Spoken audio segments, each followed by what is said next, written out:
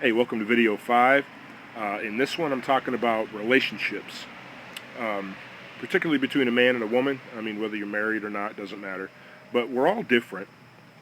And you can go online and look up relationship advice, and you'll find stuff about trust and expressing your feelings and communication and all this stuff. And I mean, it's got its place, okay? But we're all different.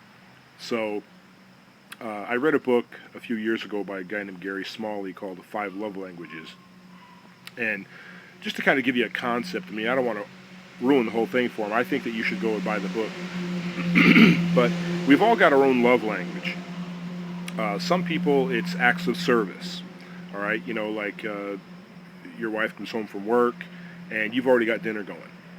Okay, or you've got the dishes done, or you've done the vacuuming or the dusting or whatever her general role is, or whatever thing she does around the house. Well, you've already got that done for her. Okay, he comes home and you meet him at the door, with the paper, or he's working out in the garage, working on the car. You come out with a glass of iced tea or a cold beer, or just acts of service. Just it's not humiliating yourself. Okay, a lot of people say, well, I'm not his slave, I'm not her slave.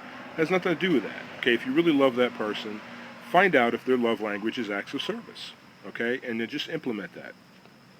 Some of us, it's touch, it's physical touch. Just kind of going up and touching their shoulder. Hey, how you doing today, or whatever. Giving them a hug or a kiss. Massaging their head after a hard day or whatever. I mean, even like with me, I mean, that's part of my deal. Okay, is the touch factor. And like when we're in bed, it's sleeping at night. Usually I'll put my foot over, and just kind of put my foot next to hers. That's part of our routine. And if she's pissed at me or whatever, she'll move her foot away, and I can't stand that because I like that touch aspect. Okay. Um, some people, it's words of affirmation. Hey babe, you look great today. Or hey, great job. That yard looks good, babe. Or whatever. I mean, you say things to encourage that person and makes them feel loved. So we all have our own language.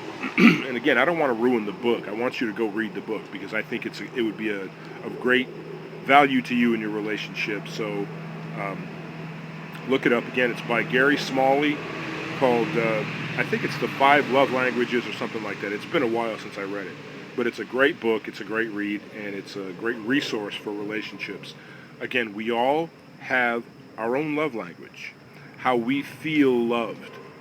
And if you kind of figure out what your significant other, if you figure out what their love language is, after a while you can kind of see that their tank is empty, or maybe they just need to fill up.